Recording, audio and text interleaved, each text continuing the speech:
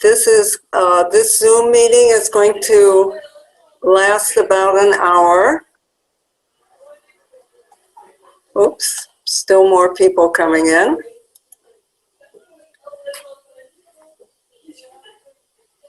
We'll have about an hour's presentation, and after presentation, we'll have question and answers, and we'll get to as many of them as we can. So if you have questions, please put them in the chat so that I can locate them to ask Bonnie about them.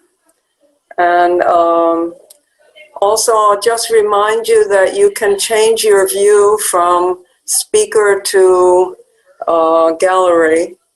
That's on your end, that's on our end. And I'd like to thank Eric Noble for hosting this. We're still getting people in. Judy, I'll let people in. You can go ahead with the intro. Okay, I'd like to thank Eric Noble for hosting this meeting. Eric is a folk archivist and historian, and he maintains the diggers.org website, which is very interesting. He also was involved with the Frisco Bay Mussel Group and workshops that happened at the farm. The Frisco Bay Mussel Group was a bioregional activist study group. And the farm is one of the things that Bonnie was involved with that she's going to be talking about tonight. And Eric kindly offered to be our tech support tonight. So thank you very much, Eric. The presentation also will be recorded, and after we get it up, we'll send you a link to the recording in case you've missed any of it, can't stay for the whole thing, or whatever. And it'll be on Planet Drum Foundation's YouTube channel, and also on a living, it'll be on Bonnie's website too, a living library website. And when I send that, I'll send a few resources that you might be interested in as well.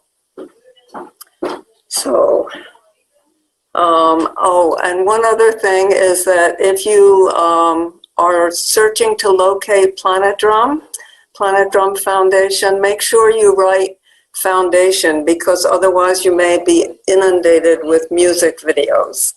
So, Planet Drum Foundation is an ecological educational nonprofit that was founded by visionary Peter Berg to provide an effective grassroots approach to ecology that emphasizes sustainability, community self-reliance, and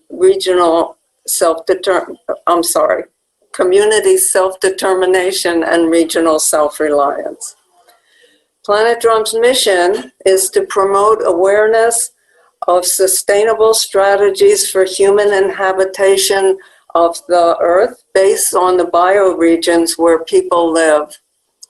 So just to clarify, Planet Drum and Peter Berg defined a bioregion as taking the word bio, which is life, and region, which is place. They were talking about life places as geographical areas with coherent and interconnected natural characteristics, often defined by a watershed, and the cultural values that human inhabitants develop for living in harmony with these natural systems. It's a place where nature and humans coexist. As Peter said, it refers both to a geographical terrain and a terrain of consciousness. Planet Drum explores the question, Who are we? Where are we? And what are we going to do about it? And it recognizes that natural systems are always the basis for culture and long-term sustainability, and that learning to live with the natural systems rather than exploiting them as resources is essential to our continued existence. And this is not a new idea. First peoples have always lived with respect for their ecosystems. When we use the word Islay tonight, Islais, for the watershed that we're looking at, we are actually recognizing the Ramaytush Mwekma Ohlone people, the first peoples who live here, because this is their word for a plant that has cherry-like fruits on it, and it's all through this watershed.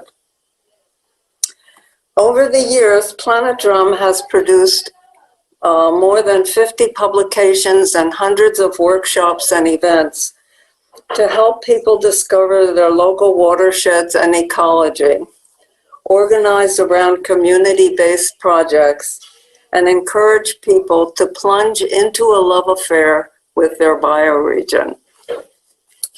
So now I would like to introduce Bonnie.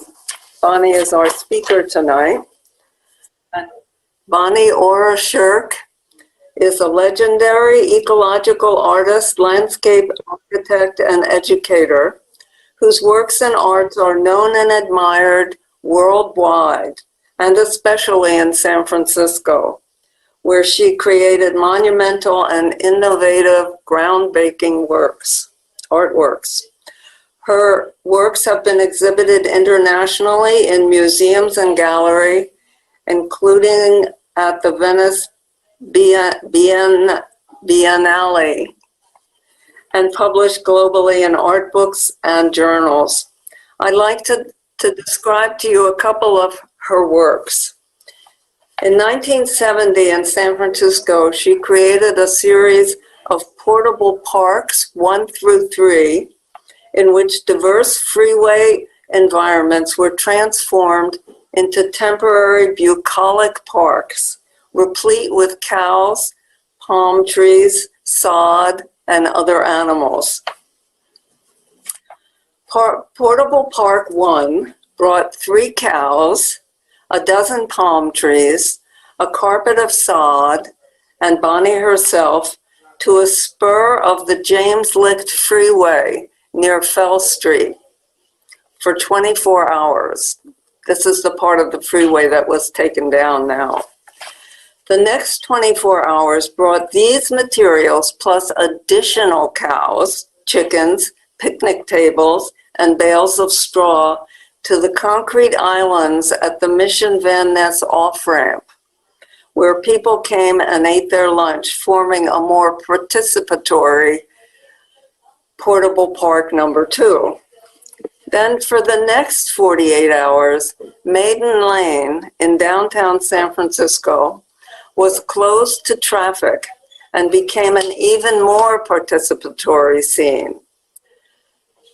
In addition to the cows and chickens, the artists also borrowed many animals from the San Francisco Zoo, which people loved seeing and experiencing downtown. Portable Parks 1 through 3 are now credited in official literature as being the original parklets.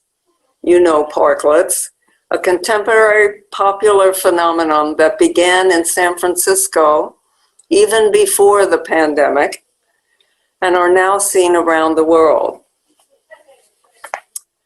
That's one set of art projects that Bonnie did. The next year, when people went to the Lion House at the San Francisco Zoo during the public feeding times for the lions and tigers, they discovered Bonnie Ora Sherk in a cage adjacent to the tigers, eating grilled steak and French bread, while the other animals were eating raw meat.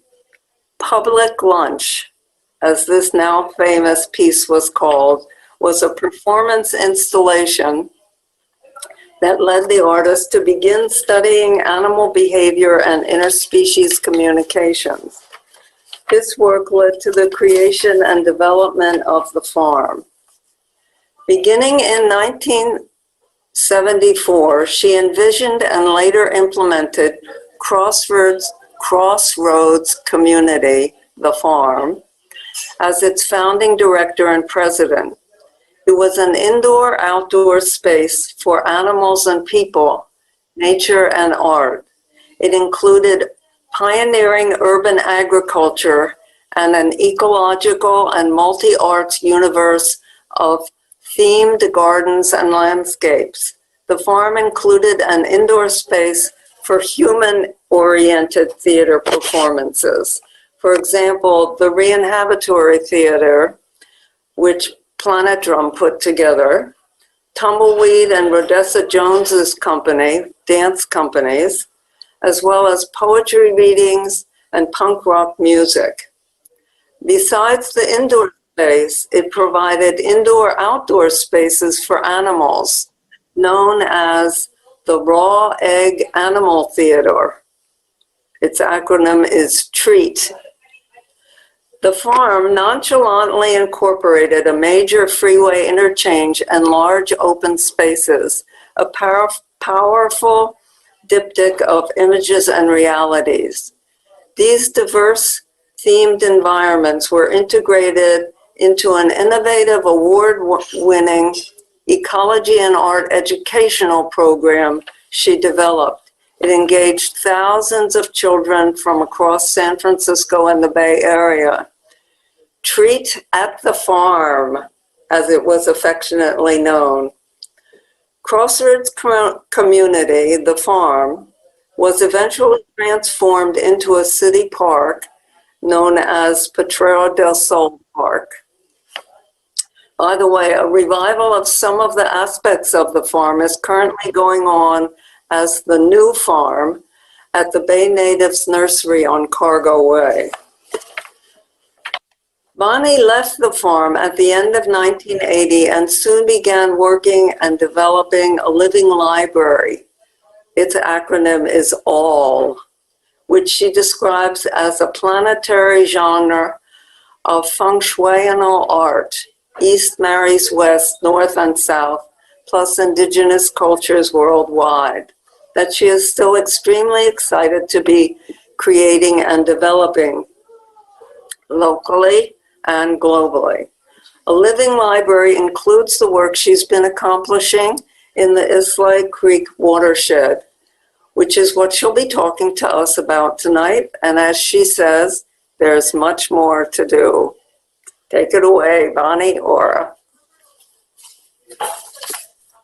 Thank you, Judy and Planet Drum. I'm really very happy to be here with you because I feel that all the values that Peter and others at Planet Drum, yourself included, have been espousing for so many years are ones that I also feel very deeply. So it's no accident that we're here together tonight. It's very lovely and quite beautiful. And so thank you very much for inviting me to work with you. And I have some images that I'm going to share with everyone. I'm going to share my screen now. And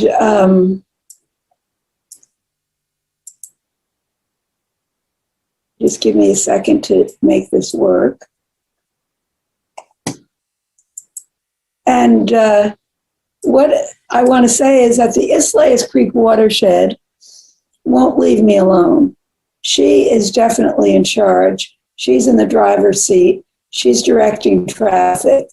And it's not by design or conscious intention that I've been working with her for over 50 years, but it's the synchronicity of phenomena that brings me here tonight to you and has led me to work with her for all of these many decades. And I want to share with you a few images from earlier times. This is called Sitting Still One from 1970.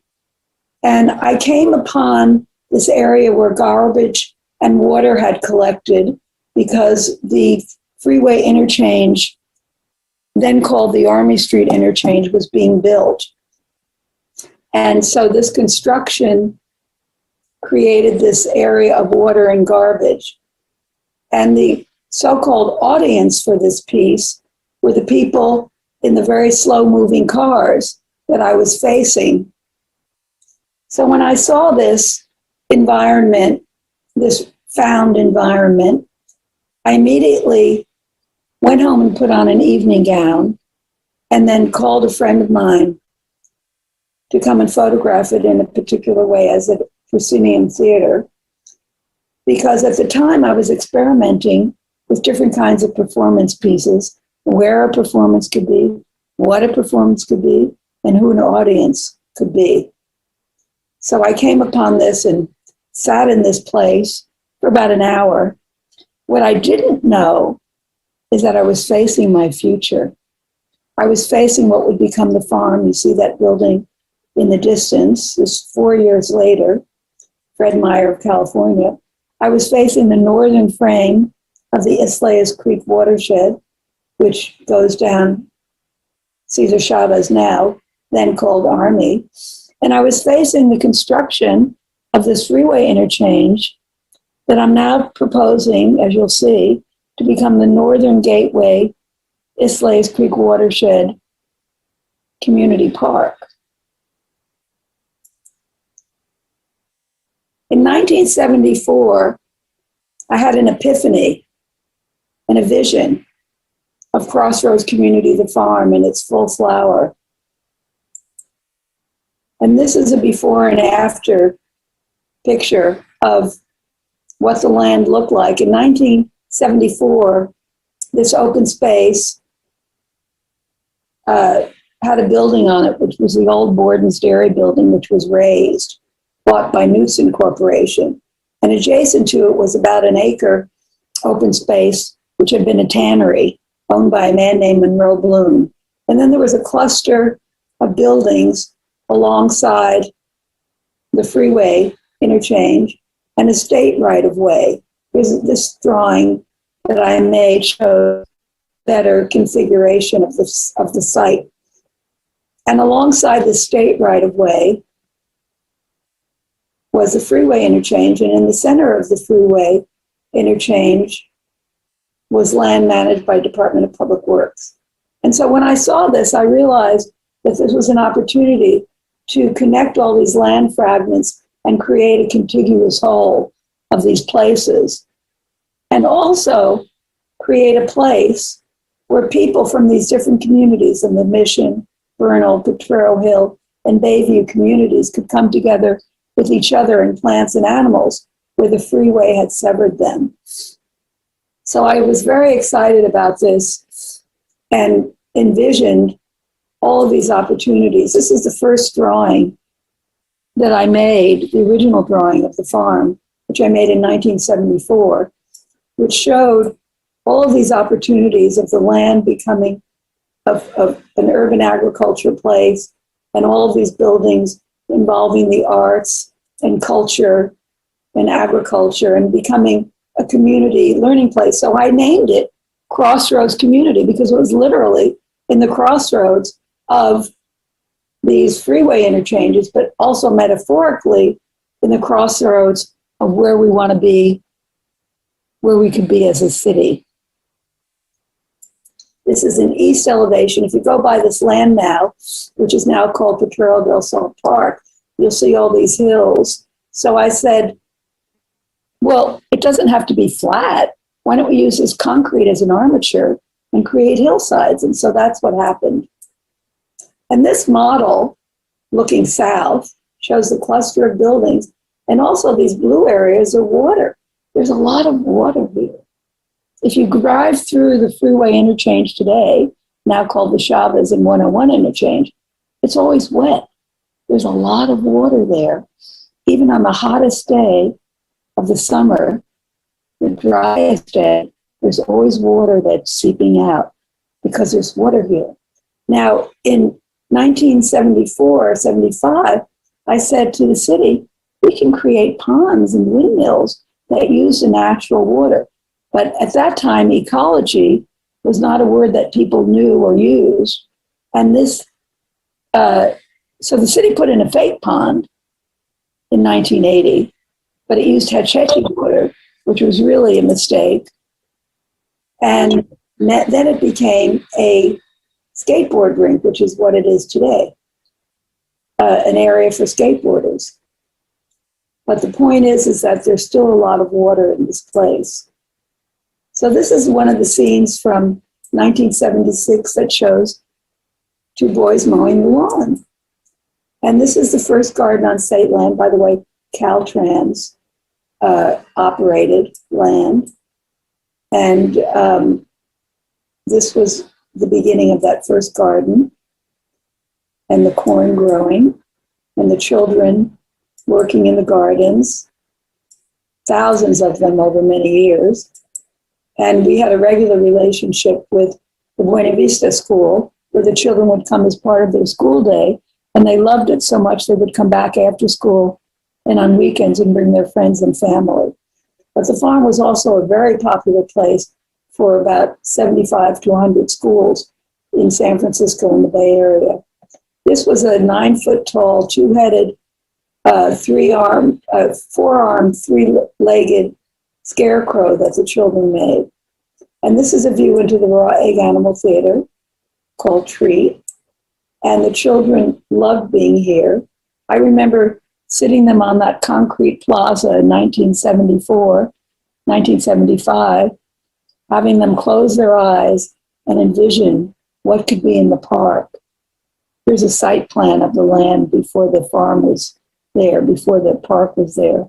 And then they would come back to the Raw Egg Animal Theater and they would do drawings and make collages of their ideas, and some of them are on the wall. Here's a beautiful watercolor of a rabbit and a chicken, and here are the pullets on TV. And this is the buck meeting the cat for the first time in the Raw Egg Animal Theater. This was not a place for raising animals to eat for food. This was a place to learn about the animals' native intelligences. And we learned about the native intelligences of different species. It's phenomenal to learn.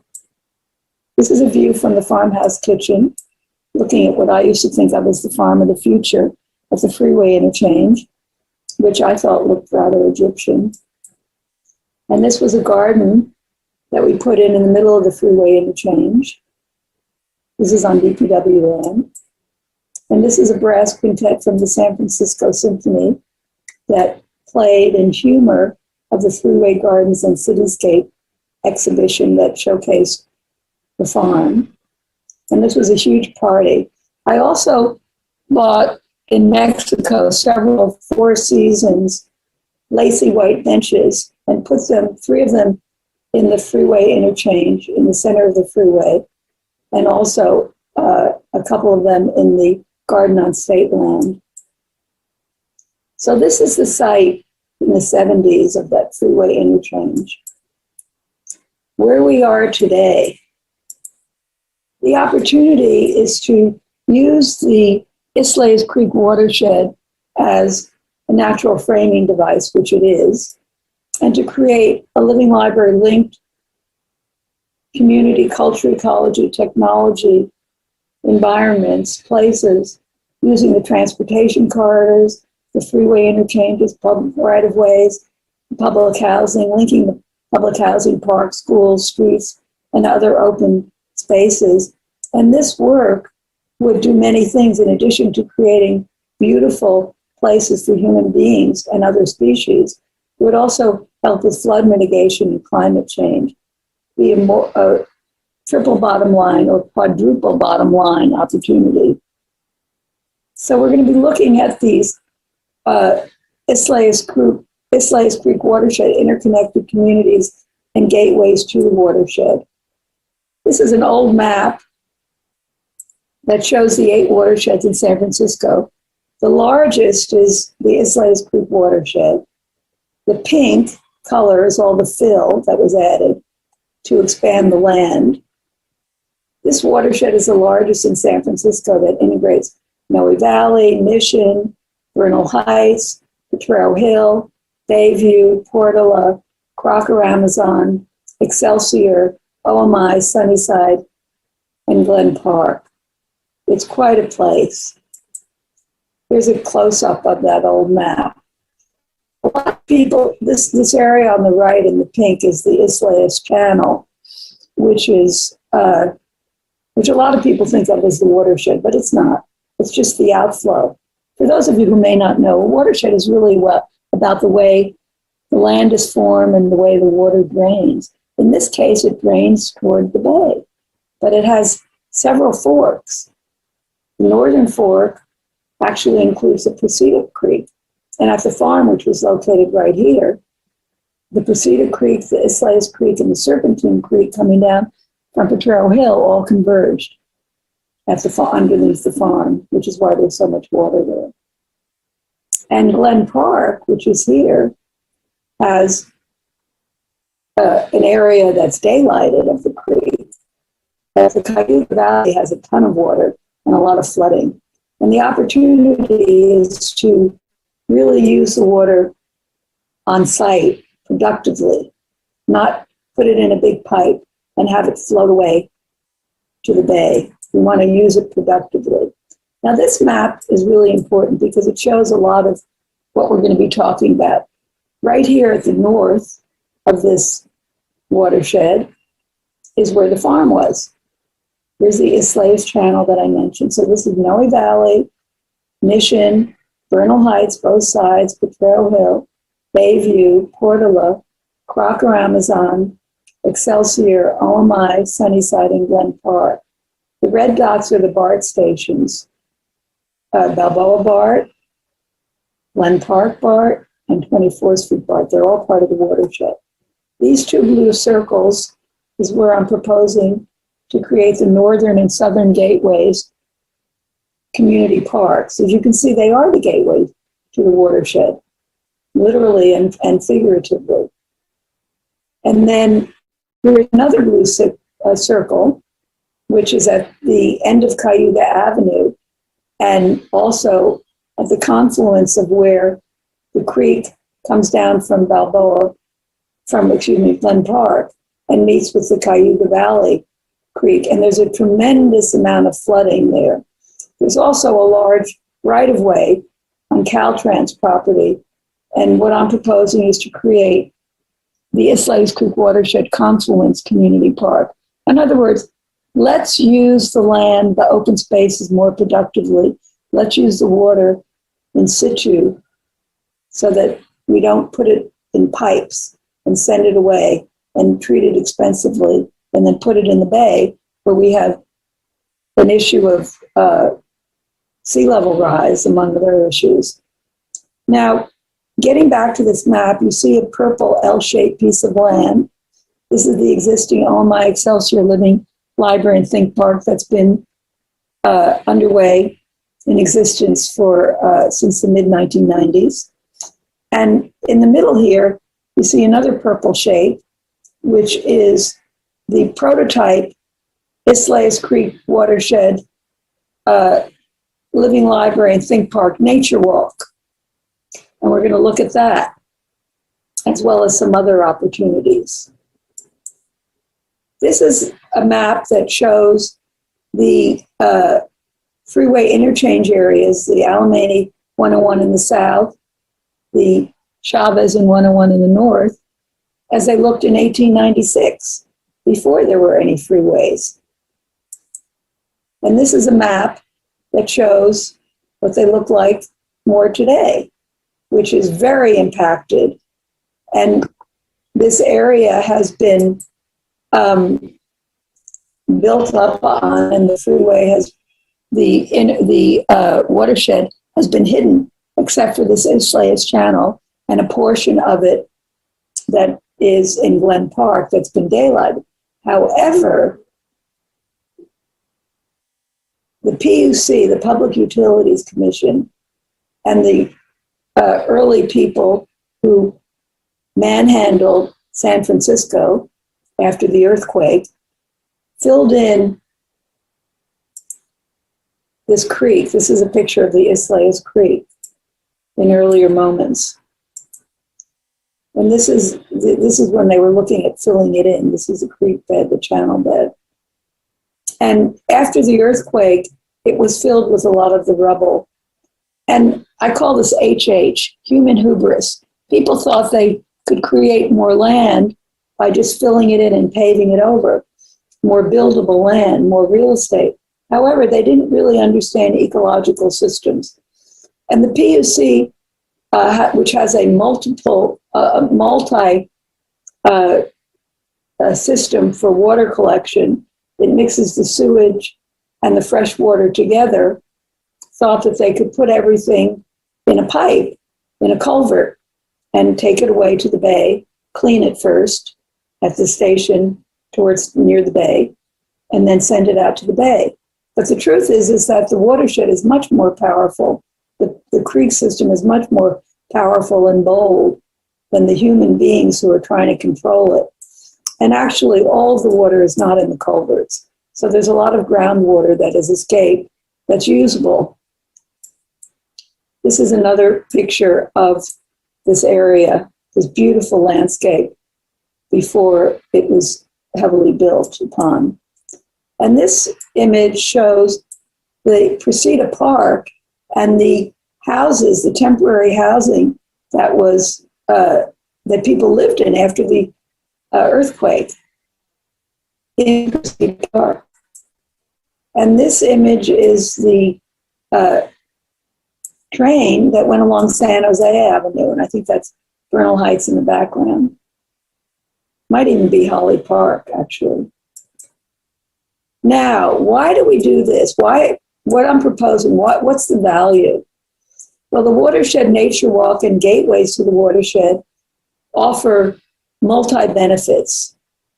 The Public Utilities Commission likes to, the San Francisco Public Utilities Commission likes to think of itself as being a triple bottom line agency. So, social, cultural, and environmental justice benefits.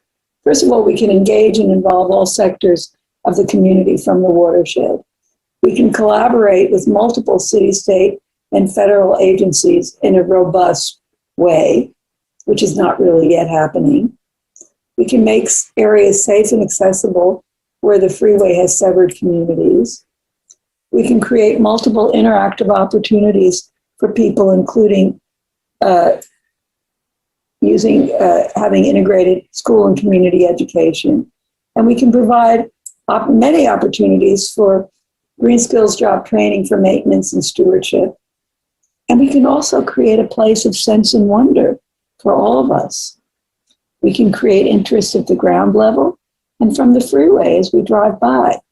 And we can showcase the local resources through multifunctional or multifunctional sculptural green power digital gateways, which I'll discuss a little bit more. And what are the ecological benefits of such a program? Well, we can mitigate flooding along the freeway corridors where there is a lot, and in the interchanges and in the neighborhoods, and we can reduce polluted runoff into the bay, which is not great for the bay. And that, of course, is also going to help with sea level rise. We can combat climate change through ponding and bioswales and creek daylighting. And we can be creating resilient, native, drought-tolerant, and riparian landscapes that are incorporating blue-green infrastructure or low-impact design, LID, infrastructure to link communities using the ground and stormwater on site productively. And of course, we can be reattracting native wildlife to these areas. And we can certainly counteract the various heat island effects from all of the concrete. So all of these are very practical considerations. And to do this work, there are multiple funding opportunities available. for outreach, planning, design, implementation, ongoing community programs, and maintenance from city, state, federal, and private sources.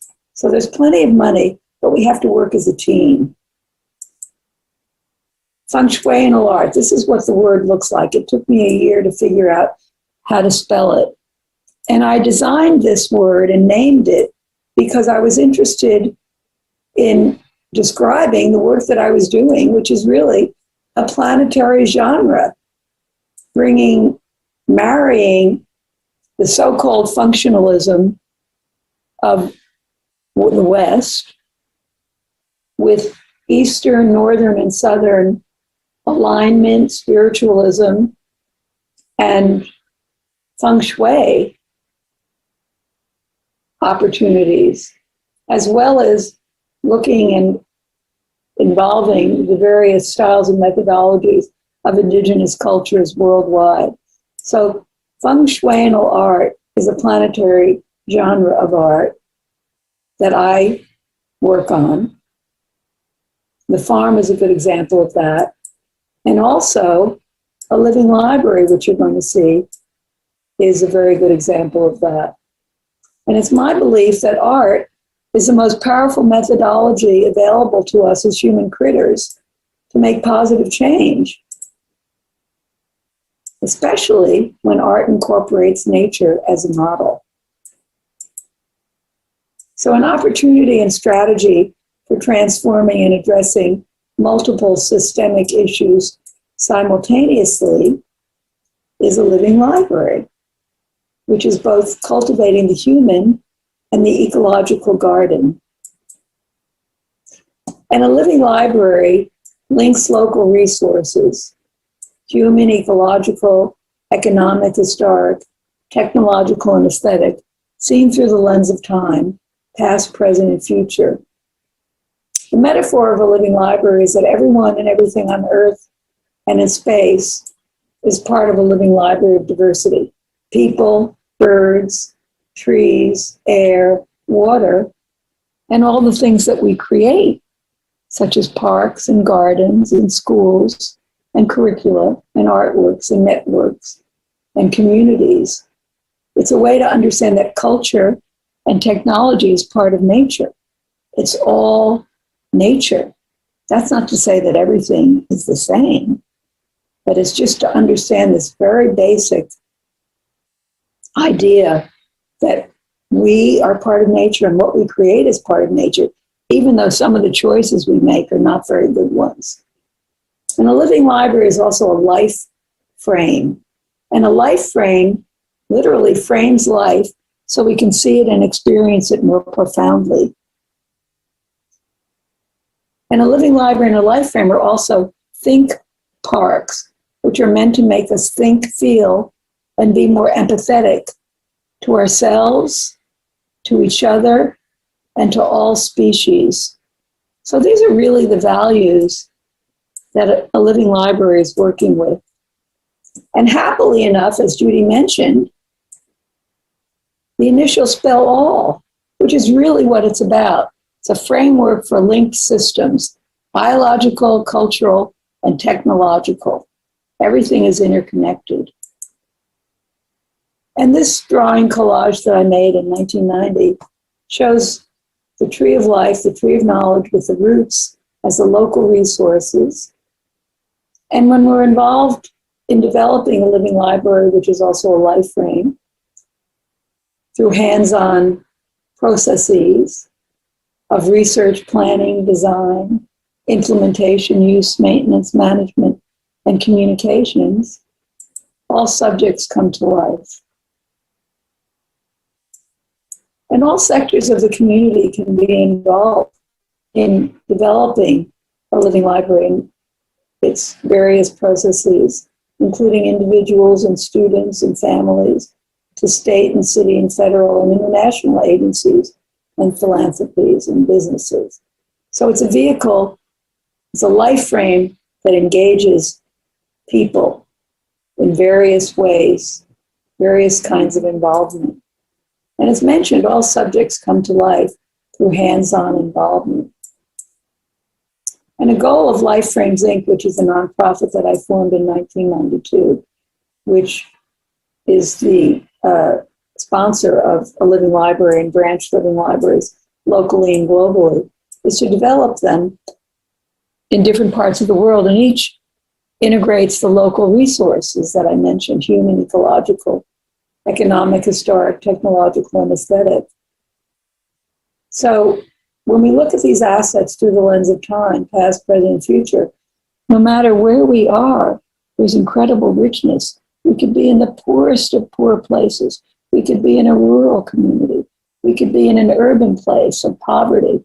There's incredible richness if we look at these assets in a different way. We perceive them and we look at them creatively. We'll find incredible resources to work with and incorporate in developing our branch living library and think park. And a goal is to interconnect these branches through green-powered digital gateways, which showcase the local resources in different ways. So, for example, this drawing shows true locales. This is somewhere Asia on the left, in Asia. So this procession on the left is showing up in this large display in the trees. This performance, this performance on the upper right is showing up in this video parasol on the left. This little girl is either inputting or accessing from her multimedia archives of a living library in this video computer hedgerow. These people are gardening. Whoops, I did it again. These people are gardening and it's showing up here in this display in the tree. So the opportunity is to use the communications technologies in the landscape. By the way, one of the earliest forms of technology, which I don't know that I need to remind you, was agriculture. But anyway, here's a green-powered digital gateway collage drawing, sketch number 8, which is powered by wind and sun, of course. And it's a multifunctional opportunity. It can bring water forth as needed from the ground.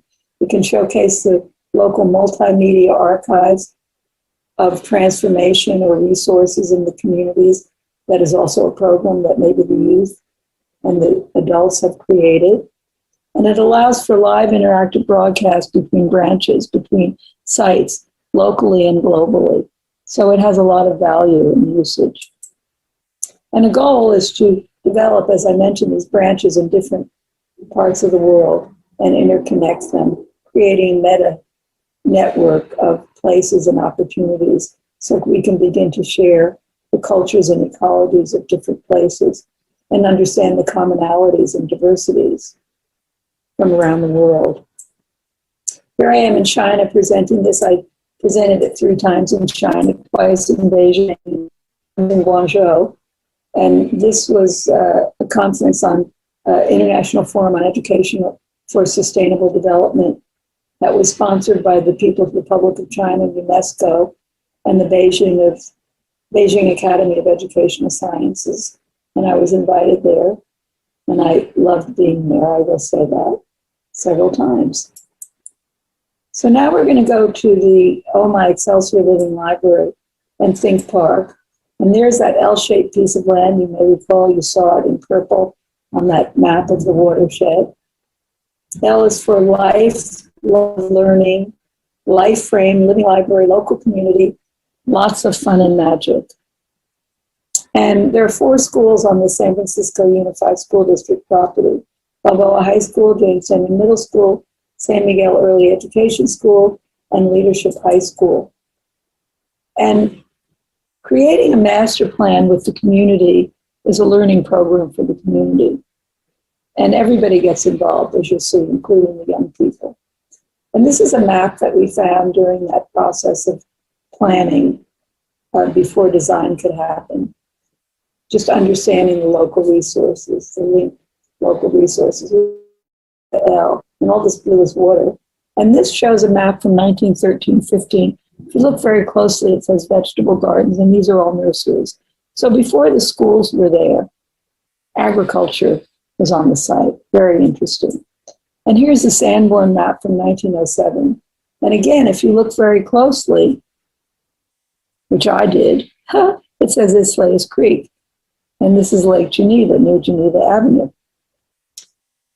So when I found this map, I realized that I'd been working in the same watershed for all of these decades, not by design, because this is the same watershed that the farm was in, that I worked on 20 years earlier, more than 20 years earlier.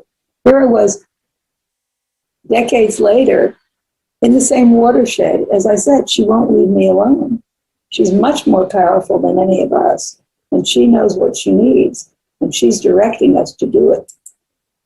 When I first got to the middle school, typical factory model school in the mid-1990s, it was probably one of the most depressing places I'd ever been. Very sterile, acres of asphalt and concrete. Looked like a prison yard, really gross. And this is where we're supposed to be educating our young people. It doesn't look like a place of learning to me. It looks depressing and horrible, and it was. I went here and I thought, I'm never coming back. Wrong. Next thing I know, the principal of the middle school said, Bonnie, we've heard about a living library. Would you create one here? I said, sure. We had no money. We had nothing except this opportunity. So with this planning process, you see the young people, the students from the different schools involved, and the teachers and the parents. These people were from the planning, from the water department. And this is my student steering committee. And they learned about the water.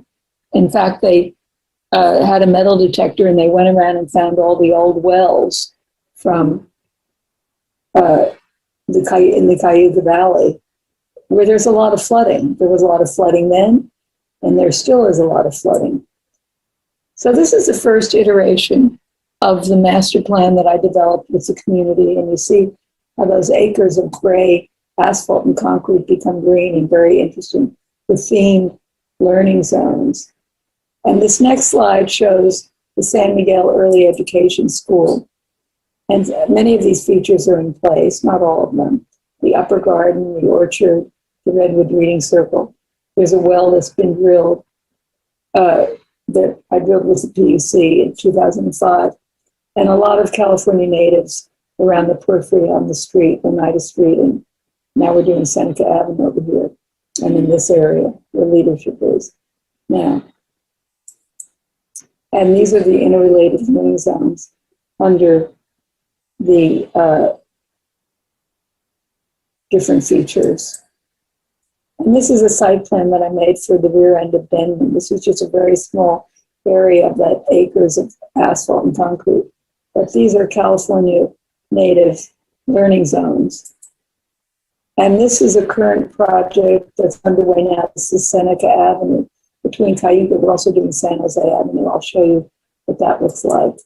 And in fact, this is the a site plan that I made that shows the San Jose portion.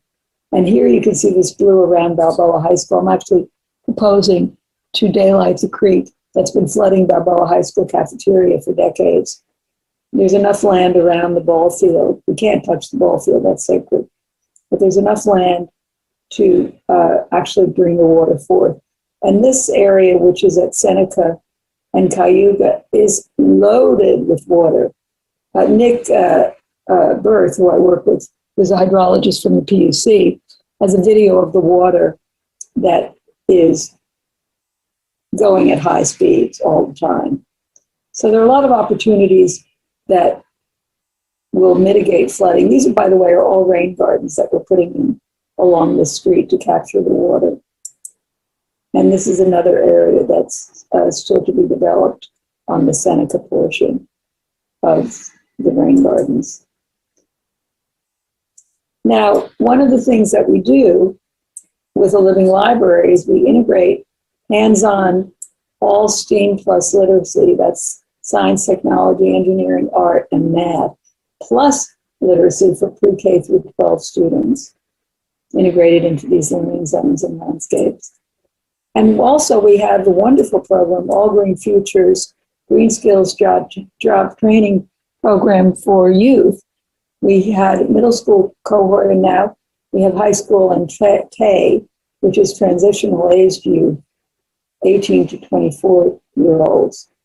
So high school to age 24 youth who get paid for their involvement in helping to maintain and develop these learning zones. It's quite a fabulous program. So this is Seneca Avenue before. You can see lots of concrete, lots of heat islands, really pretty grim. And these are the Leadership High School students who were hard at work. They did a tremendous amount of work. And these are actually some of the middle school students also doing a lot of work, planting. And this is the way it looks today after their beautiful work. And there's still more that we're doing here, but it's quite gorgeous. And this concrete pathway is recycled from the sidewalk, of course. These are all California natives. So these are obviously holes being dug by the students. And these are twin sisters. Boy, they were magnificent workers. Boy, they just loved it. And you can see their gusto. They were terrific workers. And you see how it's fabulous. So these are all California natives. And I chose a very colorful palette. So it's quite a gorgeous place. And this is measuring. This is the corner of San Jose and Seneca. And then this is digging up the San Jose portion, a portion of that portion. A lot of deep, and then this is the way it looks today. Again, these are all California natives planted by the youth. This is the rear yard of Denman Middle School before, when it looked like a prison yard. It's pretty bleak. And it's, not too much going on there.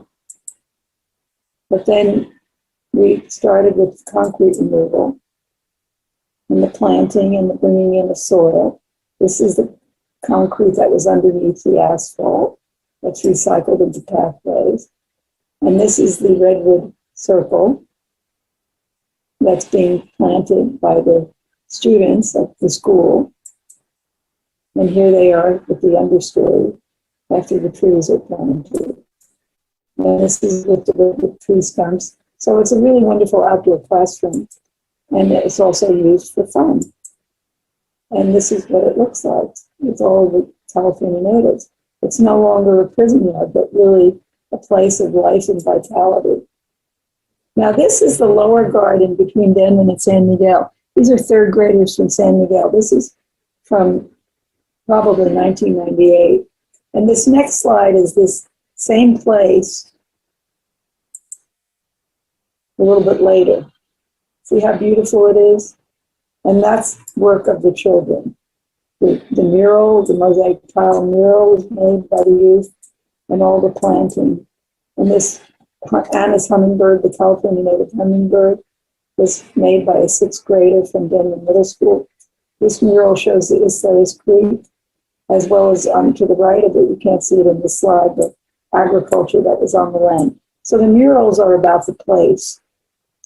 And this is actually a dragon that shows the chi of the garden. Here's the dragon earlier time.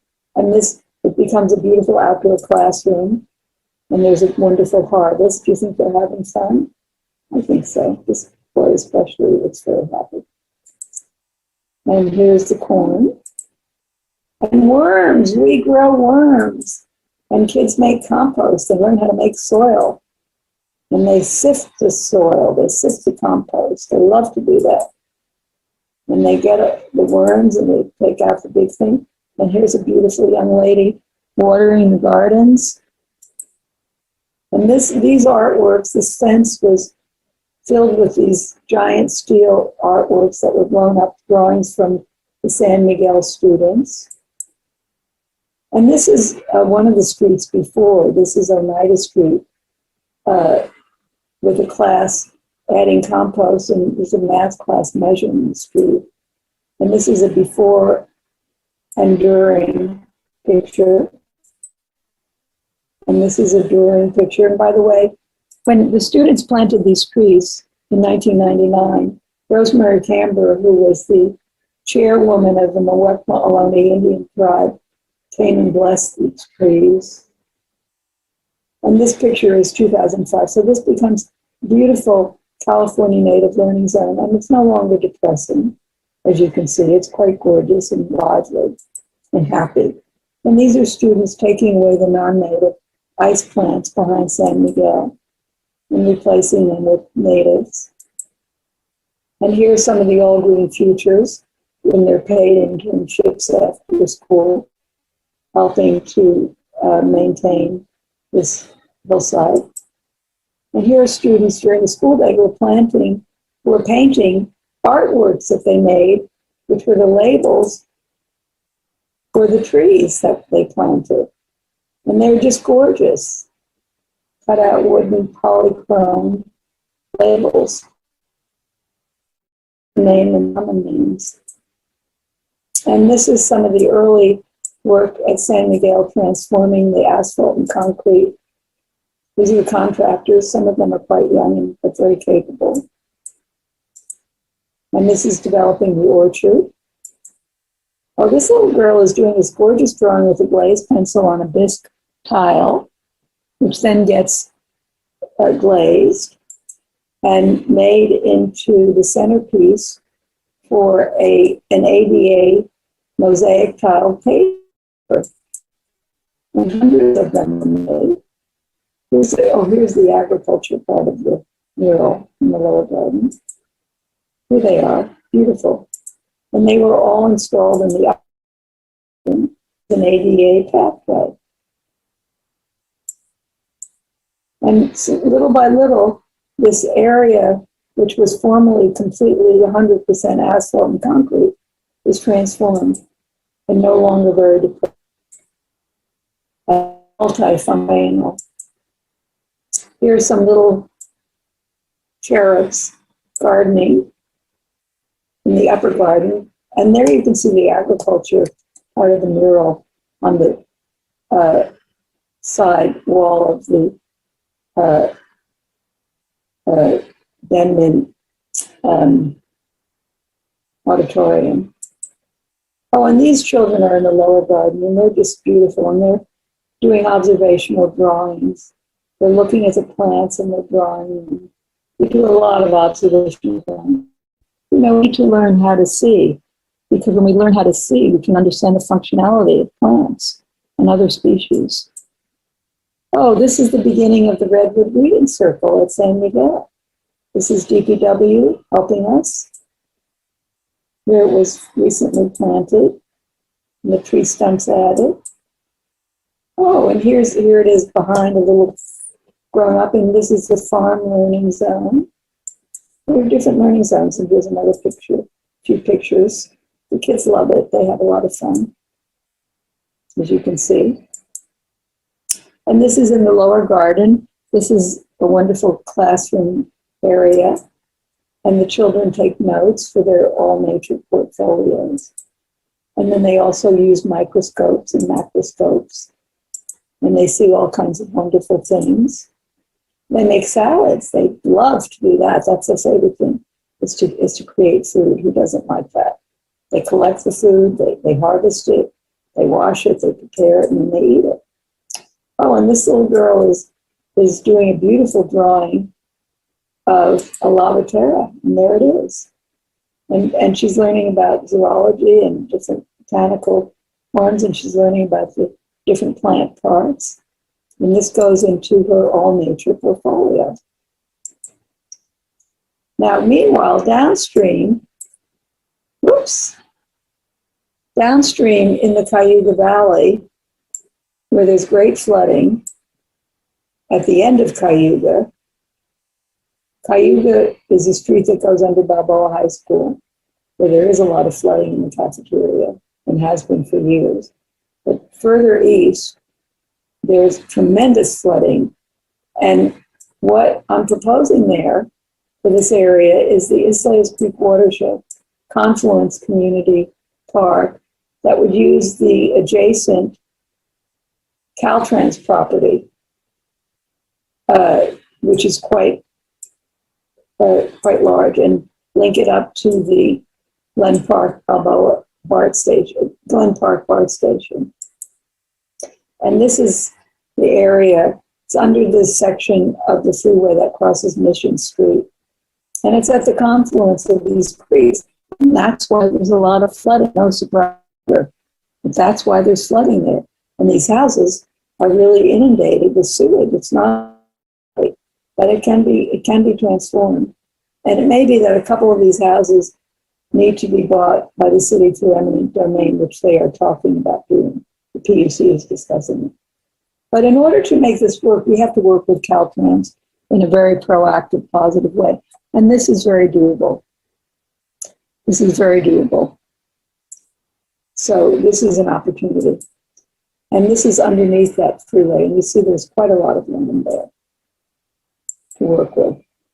Now, further downstream is where I developed the prototype living library nature walk that links multiple schools, parks, public housing, and streets leading to the currently hidden Islais Creek at the south side of St. Mary's Park and Alamany Boulevard and Alamany Dwellings and Alamany Farm. Anyway, the master planning process is a learning program for the community that involves the students and the adults. This woman lived across the street at Holly Courts Public Housing.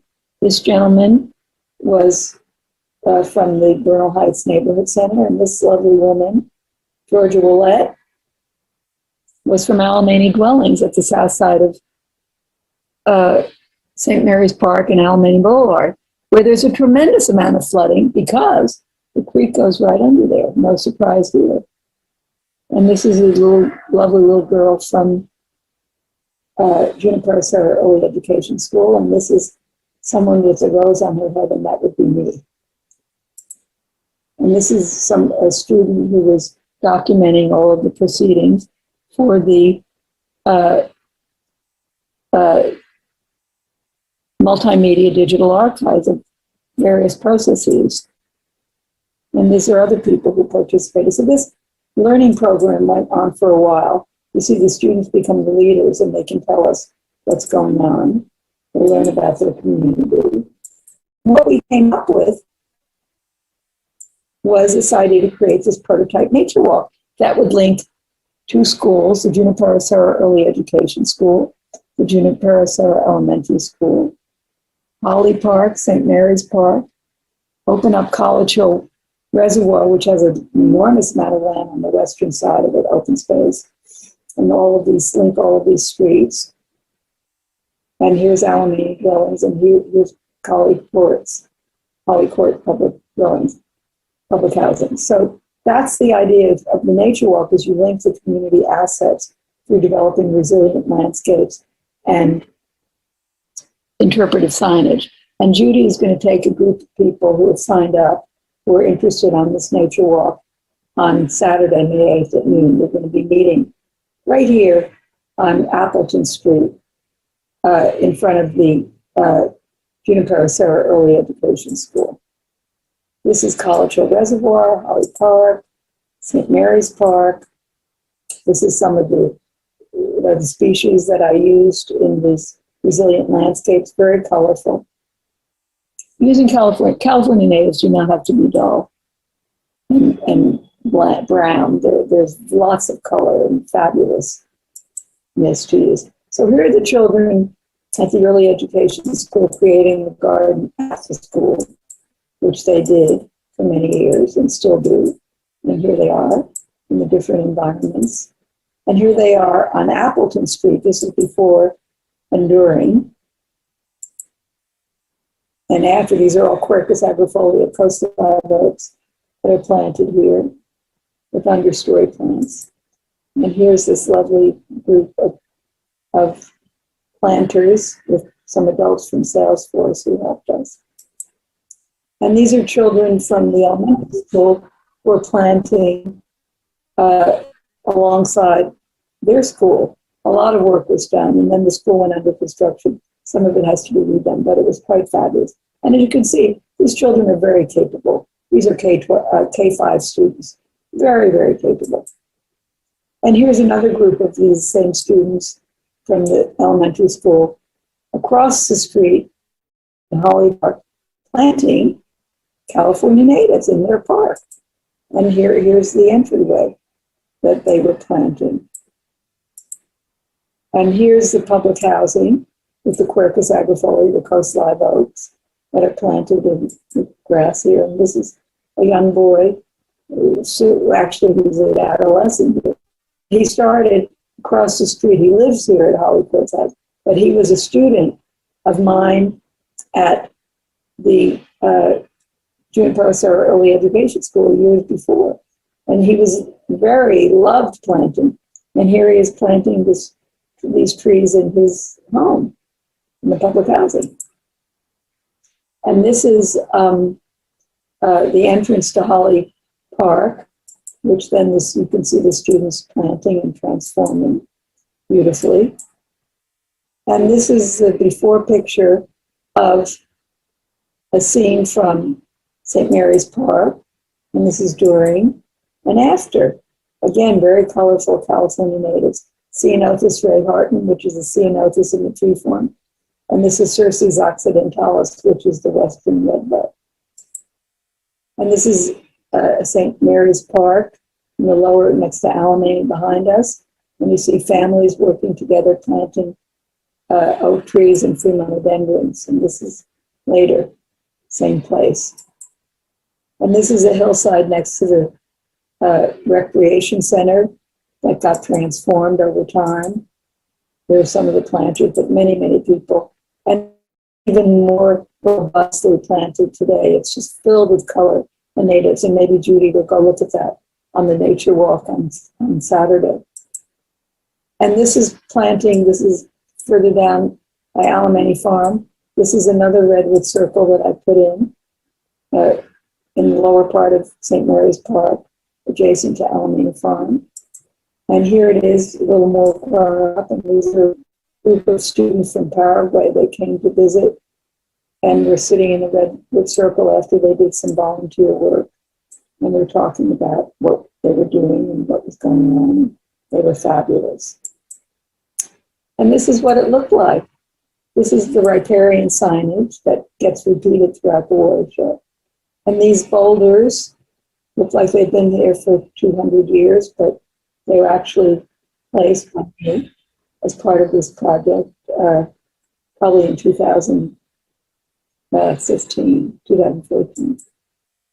Oh, and this is the Oak Islay to be. This is the area above Alamany Farm. And here is a group of students. This is newly planted Quercus agrifolia. And these students are listening and looking at Phil Ginsberg, the head of the Park Rec Department, who's giving a speech about the nature walk. And here's the Oak Islay as it's growing up. And this is the drought-tolerant tree signage, which is free monodendron flower shape. And here's all of the signs. The understory is a Labatera shape, and the monarch butterfly is the wildlife sign.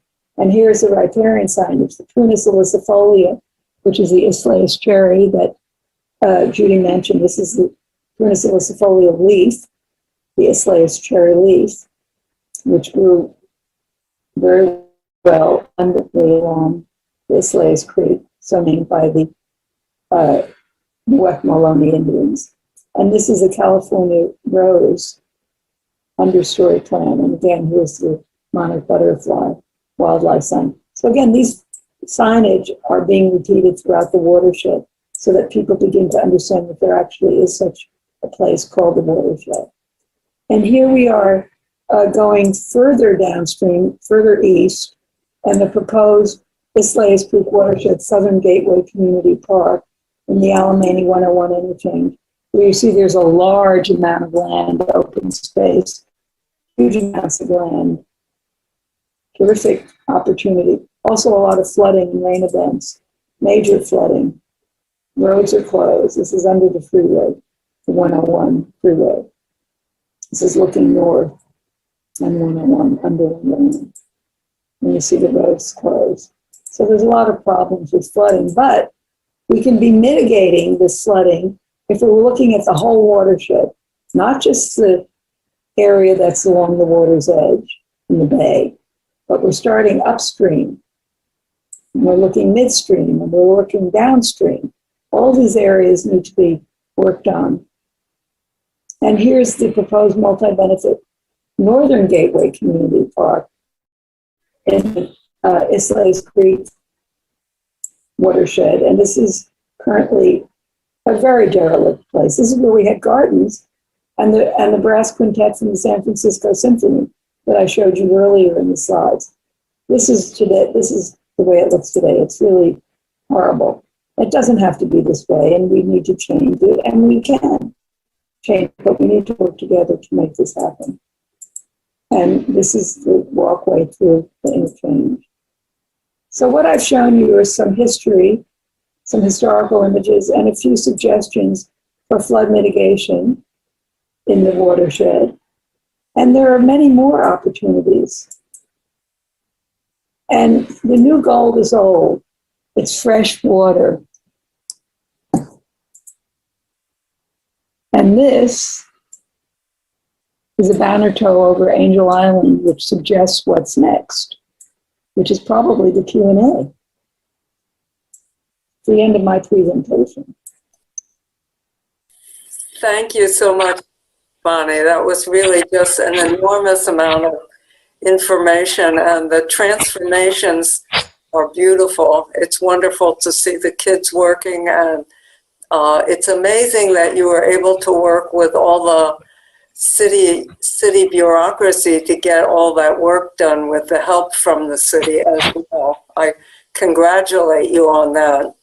I'm really looking forward to going on Saturday on a walk around Holly Park Circle and the walks up there. So we have quite a few signups, but I do have a few more spaces. So if anybody else wants to join us, they're welcome to email me at planetdrum. It's mail@planetdrum.org, and let me know that you want to go on the walk with us.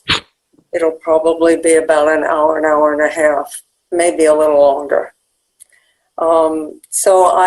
We don't actually have any questions right now. So I don't know if anyone else wants to have, there are no questions in the chat. If anyone has any questions, I don't think this doesn't have a raise your hand, but I would say unmute yourself and ask a question if you have any. I see someone had difficulty hearing. Has the presentation begun? That's at 7:31. I don't know if Paloma heard anything, but have people been hearing? I lost the pictures, but I found them again. But it was kind of complicated. Yeah, Jim? Pictures disappeared, but I could see you all in the gallery. But then I found the pictures again, but I couldn't get you together. Picture and gallery. I just couldn't do it, but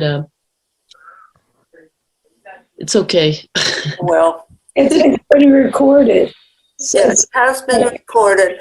And remember, I am going to send the link to everyone. Oh, good. And also, I wanted to mention that at the channel that Bonnie hasn't worked there, but the channel where the mouth of the river goes into the bay, there are several groups that have been working there. The Kayaks Unlimited has been doing a lot of maintenance and cleanup and kayaking there. And also the Islais Creek Dragon Boat Training Center is there.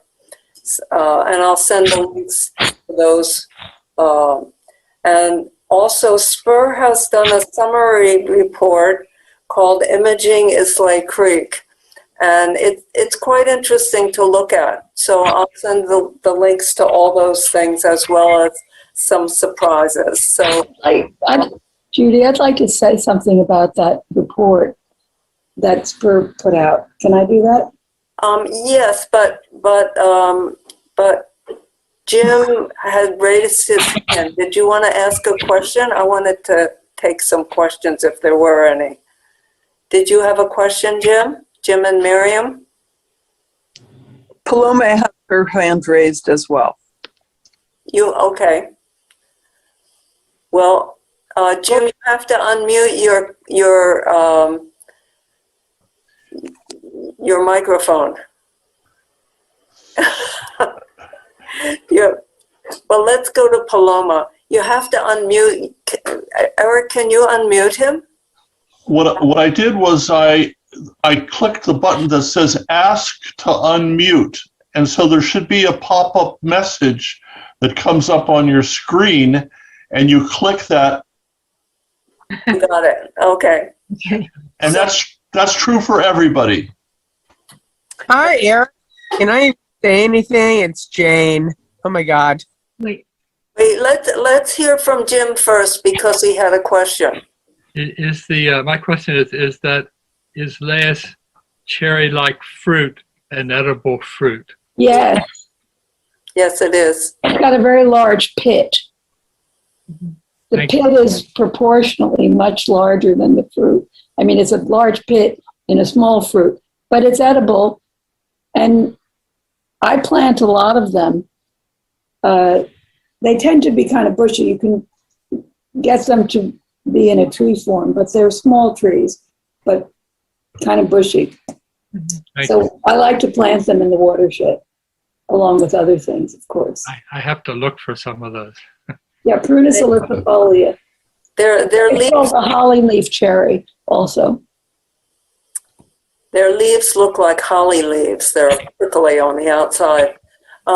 And Paloma, you had a question? I did. Thank you. A question and also a request. My question is, Bonnie, it's just so inspiring to see your work over the years and so many layers that it has to it. And I was wondering, Carl and I, Carl Anthony, who's on the video tonight, work with this developing environmental literacy in the schools.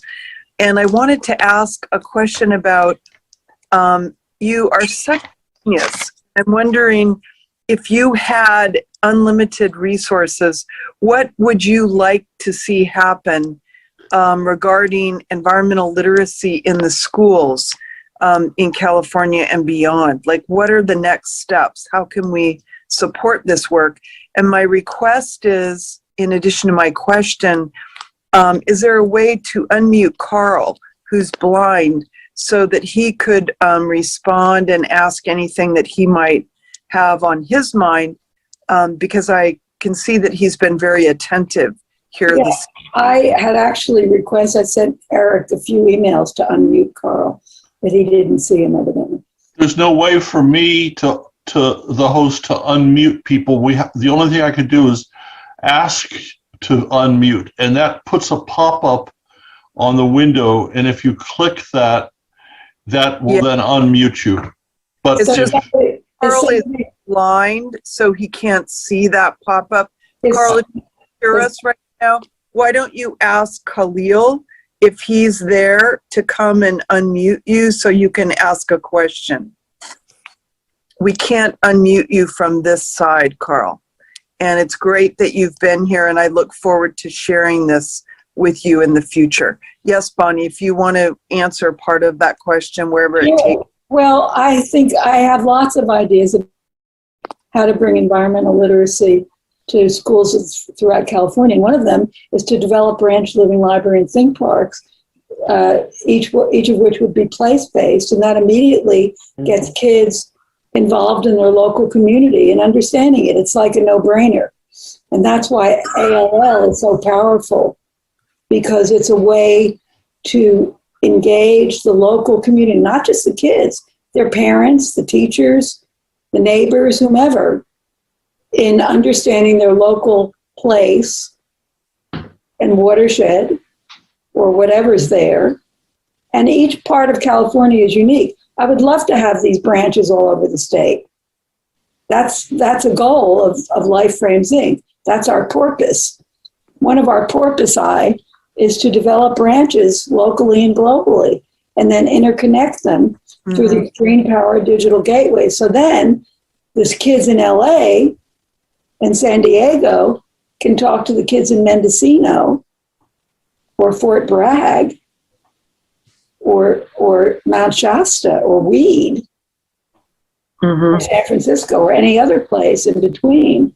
And each of these places is unique because, as we know, California is long and tall and has lots of diversity of places as well as people.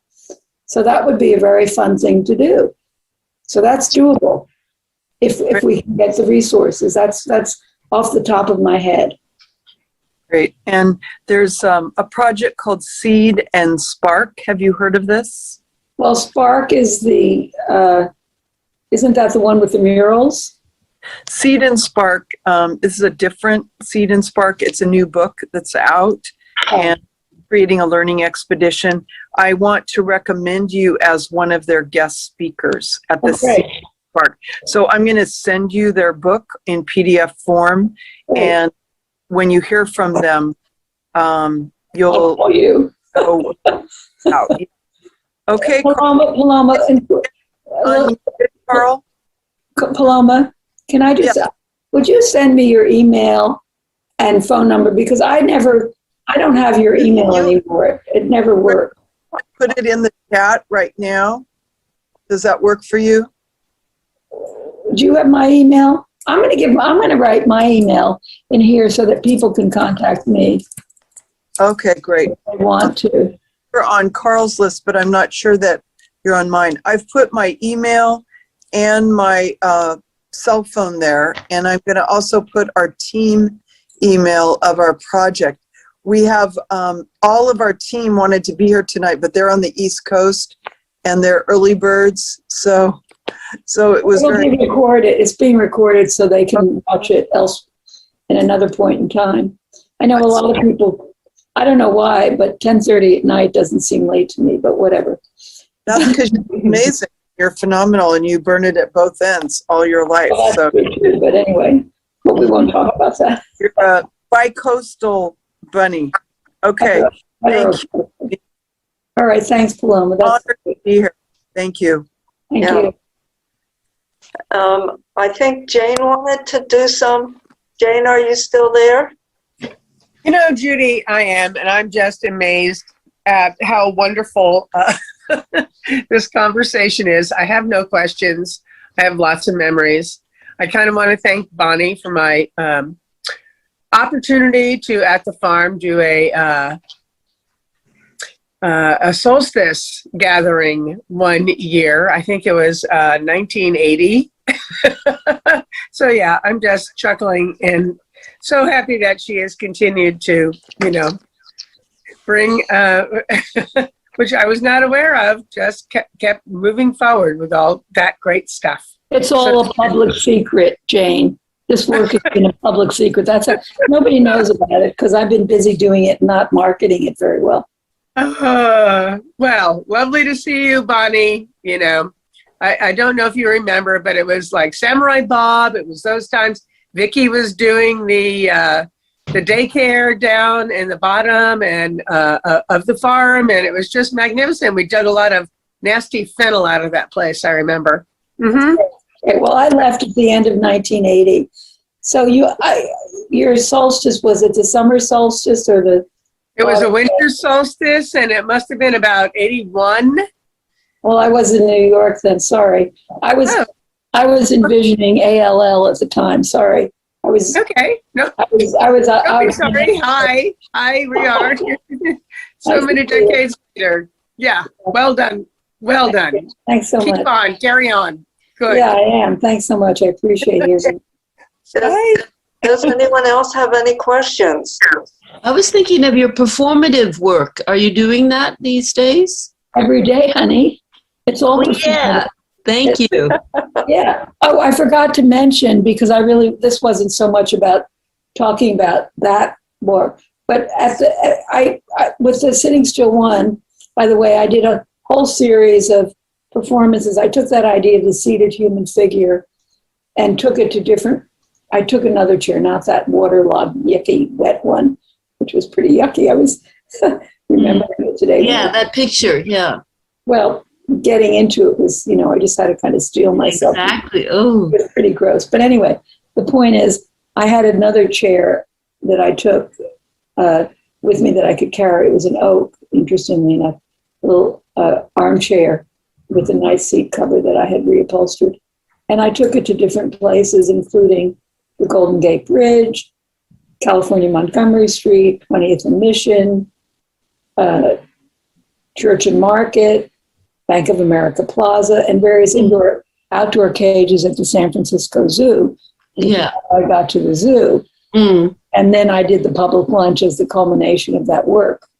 Interesting. And started studying the animal behavior and communication. So it was everything I've ever done has led to the next thing. But anyway, during that period of the early 70s, I was exploring, as I mentioned briefly, the nature of what a performance could be, where a performance could be, who an audience could be. So I really did a lot of exploration of found and created environments of performance. But at a certain point, I realized that the ultimate performance is being a human being. And that's what I do at the farm, the performance of being, B-E-I-N-G. And I continue to do that today. Every day, every night, as we speak. Yeah. As I speak. And you Exactly. can participate with me or not. Yeah. But it's all going on. It's part of the life frame that we're all in. Yeah. Because it's the way how we perceive life. And our perception is the framing device. Mhm.